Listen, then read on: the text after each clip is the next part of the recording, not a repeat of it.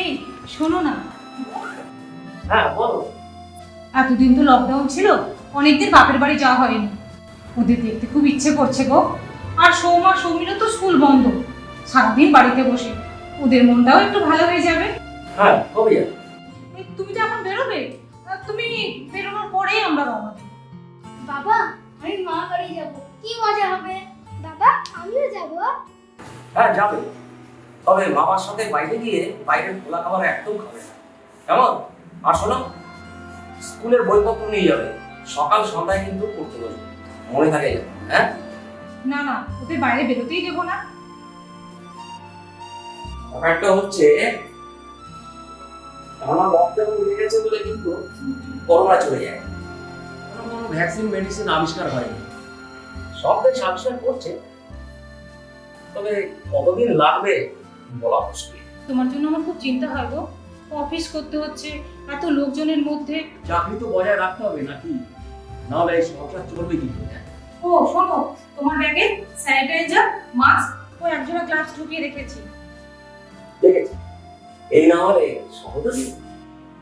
ও, ওগুলো না রাখলে বুঝি আমি তোমার সহধর্মিনী নয়, কি তাই তো? আচ্ছা, এই সহধর্মী মানে কি? কি?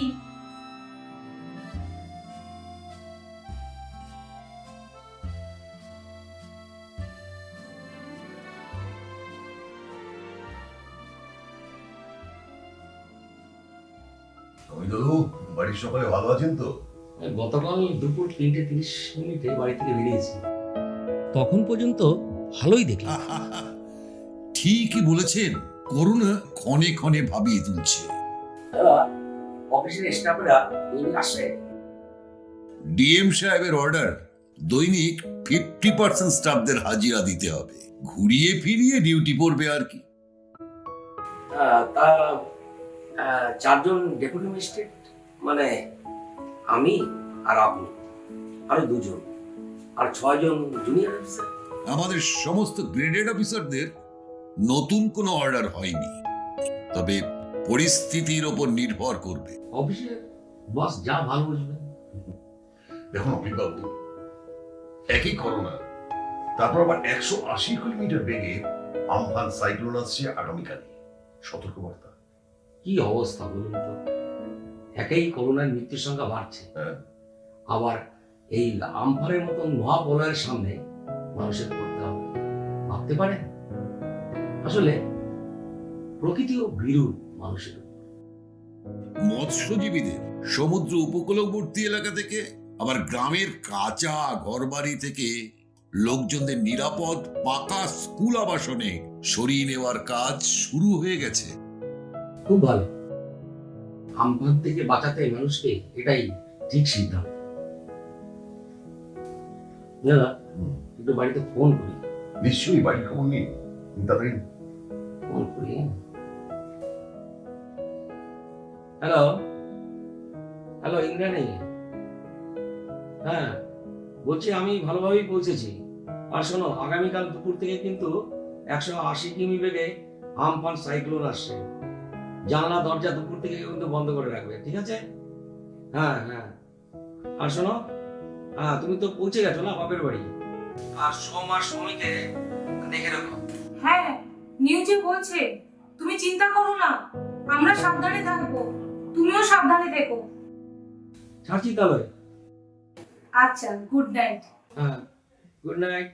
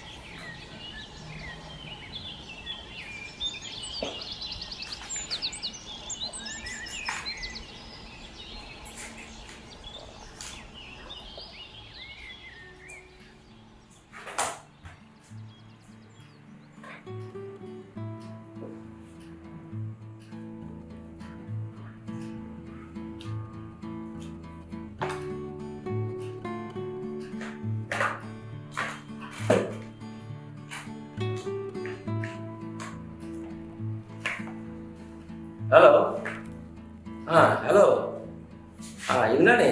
হ্যালো, হ্যাঁ বলো। কেমন আছো? কি বলবো বলো। বলছি এখানে প্রচুর ক্ষয়ক্ষতি হয়েছে, বুঝলে। গ্রামের কাঁচা বাড়ি, ফসল ক্ষেত কিছু নেই, সব নিশ্চিন্ন হয়ে গেছে। মানুষগুলোকে কোনো রকমের পাকা অবসরে সরিয়ে নেওয়া হয়েছিল বলে কোনো রকম প্রাণে বেঁচে গেছে। এখন তো ওদের খাবার দাবার না পৌঁছালে একদম প্রাণে মারা যায়। খুব চাপে আছে নিশ্চয়। আর বলো না, সেদিন যা তাণ্ডব চালিয়েছে এই আমফান ঝড়, বড় বড় গাছ ইলেকট্রিক পোস্টের উপর পড়ে সমস্ত ইলেকট্রিকের তার ছেড়ে গেছে। কারেন্ট নেই, জল নেই, কষ্টের সীমা নেই। তবু তো পাকা বাড়িতে আছে, আর গ্রামের কাঁচা বাড়ি আর কোনো চিহ্ন নেই। আমার জীবদ্দশায় এইরকম সাইক্লোন দেখি, হঠাৎ করে আমার নাম রেখেছে আমফান। 100 বছরের ভিতরে এরকম আমফান সাইক্লোন কি হয়েছে নাকি? দেখবে কি করে বলো। আর শোনো, হ্যাঁ হ্যাঁ আর শোনো, এই সোম আর সোম তো পাঠিয়েছি, তাই না? হ্যাঁ, তা পাবে না। খাওয়ার যা শব্দ, এখন কবে কারেন্ট ঠিক হয়ে গিয়ে জানে। একটু সময় লাগবে, বুঝলে। প্রথমে গাছগুলোকে কেটে সরিয়ে তারপরে তার আর কুচগুলোকে আগের জায়গায় রাখতে হবে, তারপর নয় ঠিক হবে। আর শোনো, এই প্রোগ্রামের ভিতরে মানুষগুলোকে তো পাওয়া যাচ্ছে না, যারা কাজ করে। তবে ঠিক হয়ে যাবে, তুমি করো। হ্যাঁ হ্যাঁ, তুমি সাবধানে থেকো, আর সময় পেলে ফোন করো। ছাড়ছি, হ্যাঁ। ঠিক আছে, তাহলে দেখো, সাবধানে থেকো। ছাড়ছি। হ্যাঁ, ঠিক আছে, ঠিক আছে।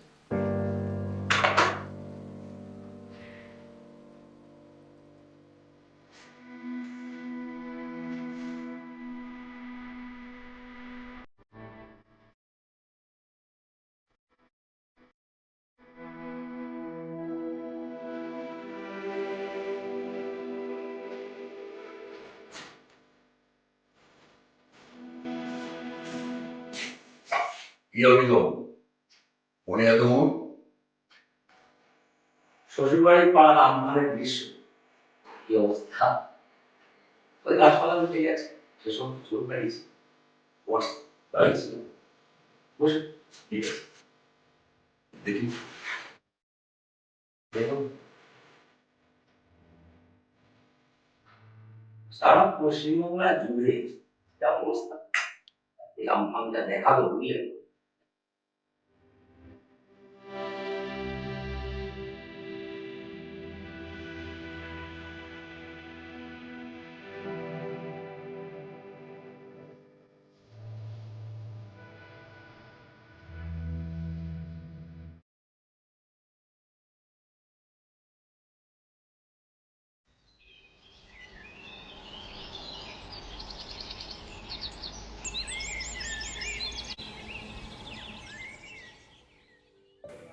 হ্যালো, হ্যালো, হ্যালো,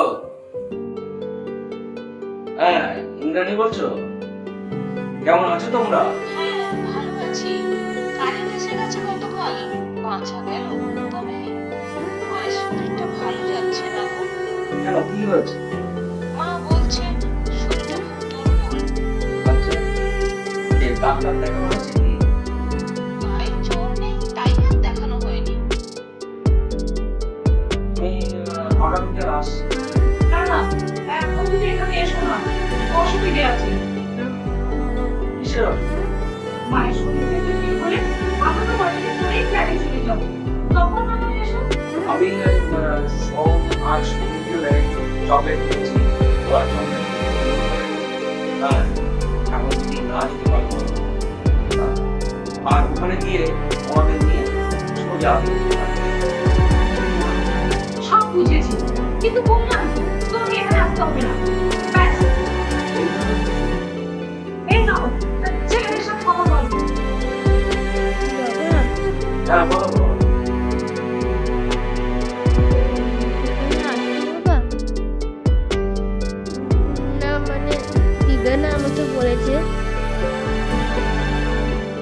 তোমার আমার যেখানে অফিস আছে সেখানে কারণ করোনা হয়নি? বাবা, এই রোগটা খুব মারাত্মক বাবা, এই রোগ হলে কেউ বাঁচে না। তুমি আর এসো না বাবা, তুমি আর এসো না, তুমি আর এসো না বাবা। ঠিক আছে, তাহলে আসি, তোমরা ভালো থাকো। দাদা দাদা, বাবা আসবি না? বাবা আর আসবে না।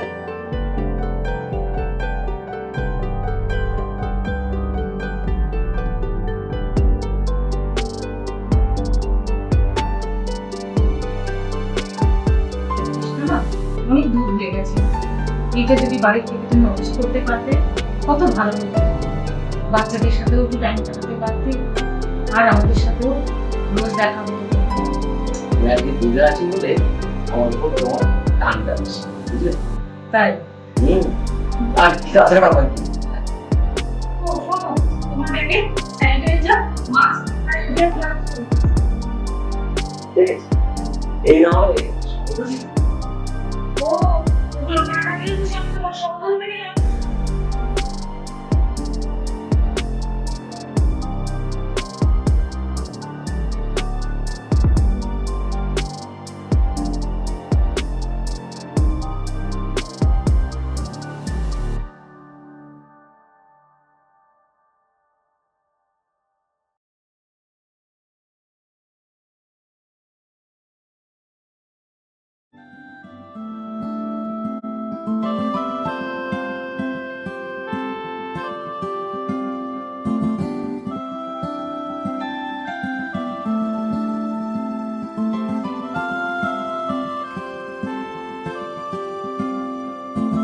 মনে রবে কি না রবে আমারে, সে আমার মনে নাই, মনে নাই, মনে রবে কি না রবে আমারে।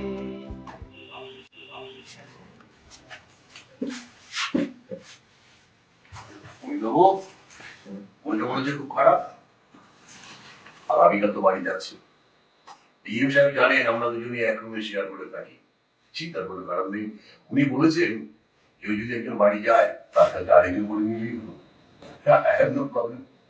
না দাদা, সে পরিস্থিতি এখন আর নেই। কেন? আসলে আসলে কি জানেন তো, আমরা মানুষ তো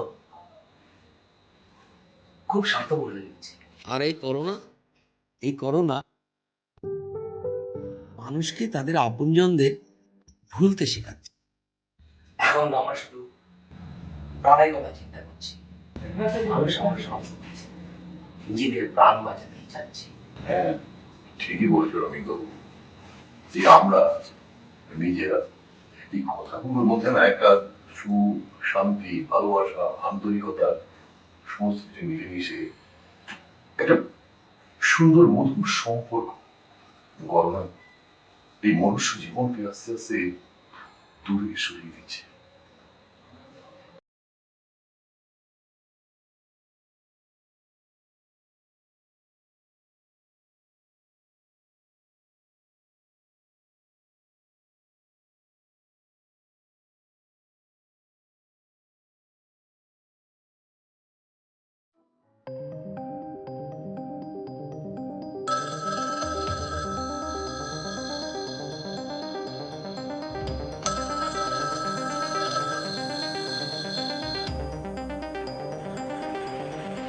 হ্যালো হ্যালো হ্যালো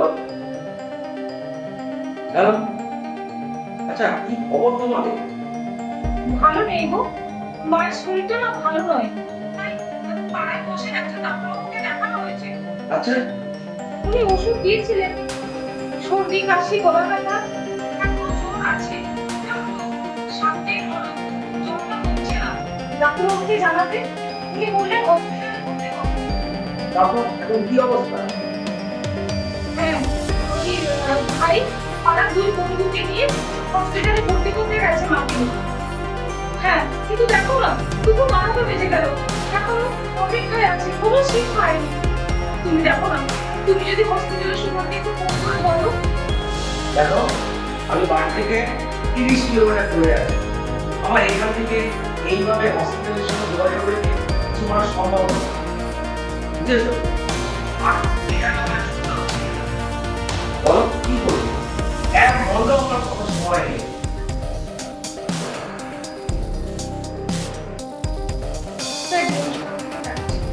কি বলো, আমি 2 মিনিটে আসছি। তুমি তো এত বড় চাকরি করো, তুমি বললে হয়তো একটা বিক্রি হয়ে যাবে।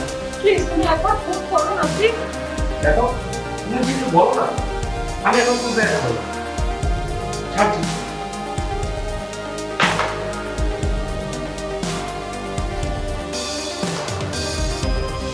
বলতে চাইলে কেন?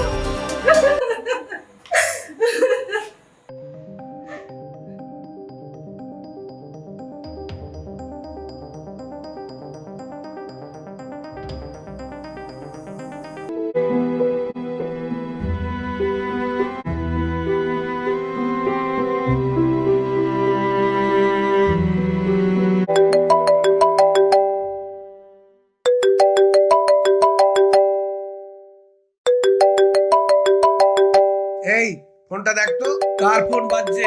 দেখ তো ফোনটা বাজছে।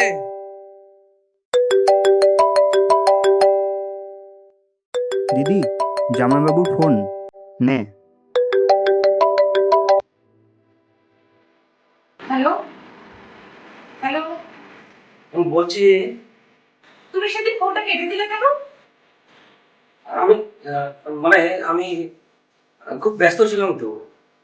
সেদিন আমার মাকে হসপিটালে ভর্তি করার ছিল। আমি কি খুব অন্যায় করেছিলাম তোমাকে হসপিটালে একবার ফোন করার কথা বলে? না, আমি তো তা বলিনি। ও, তো এতদিনে তোমার একবারও মনে হলো না ফোন করে একবার খবরটা নিই মা কেমন আছে? কেমন আছে তুমি? থাক, তা জেনে তোমার কি, তোমার ছেলে মেয়ে ভালো আছে। তা বলছি, ওনার ট্রিটমেন্টের কোনো ঘাটতি হয়নি? সেটা আমি তোমাকে বলার প্রয়োজন মনে করছি না, শুধু এটুকু বলতে পারি মা সুস্থ হয়ে বাড়ি ফিরেছে। আরে এভাবে কথা বলিস না জামাইয়ের সাথে। জানিস ও কি করেছে? আমার ট্রিটমেন্ট, ভর্তি সব কিছু ও করেছে। আমি শুনেছি কার কাছ থেকে জানিস? যেদিন ছাড়া পাই আমি হসপিটাল থেকে, ওদিন এক ডাক্তারবাবু আমাকে বলেছেন। আপনার জামাইয়ের নাম অমিত বোস, তাই তো? উনি আপনার ভর্তি আর ট্রিটমেন্ট যাতে ভালো হয় তার জন্য হসপিটাল সুপারকে ফোন করেছিলেন। তাই? তাছাড়া রোজই ফোন করেছেন। হসপিটাল সুপার ওনার স্কুলের ক্লাসমেট ছিলেন। ও, তা আমি বেঁচে ফিরেছি তোদের সামনে একমাত্র জামাই অমিতের জন্য। আমি কি ভুল করেছি, তুই নিজেদেরকে বিয়ে করেছিলি বলে আমি কখনোই অমিতকে আমি জামাই হিসেবে মেনে নিইনি, কিন্তু ও আজকে আমাকে প্রাণে বাঁচিয়েছে, তোদের সামনে আমাকে এনে দিয়েছে, সবার কাছে এনে দিয়েছে। আমি এখন অমিতকে আমি জামাই ভাবি না। ও জানিস, ও আমার বড় ছেলে।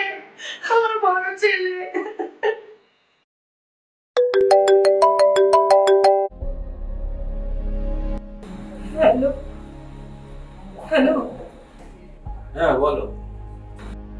তুমি ফোনটা কেটে দিও না প্লিজ। না বলো, হাঁটবো কেন?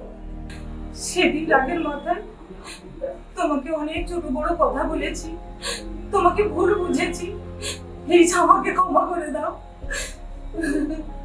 আর বলবো না তোমাকে কখনো। তোমার মার বেশ কিছুদিন রেস্টে থাকতে হবে। হ্যাঁ, পরের সপ্তাহে আমি সৌমা সৌমিকে নিয়ে আমাদের ফ্ল্যাটে চলে যাব। তুমি কিন্তু এসো। বেশ কয়েকটা দেশে ভ্যাকসিন টেস্ট চলছে, কয়েক মাসের মধ্যে ওষুধ এসে যাবে, আমরা সবাই বাঁচবো, মানুষের জীবনে আবার সুখ ও শান্তি ফিরে আসবে। তোমাকে আমরা খুব মিস করছি, তুমি কিন্তু খুব তাড়াতাড়ি চলে আসো। হ্যাঁ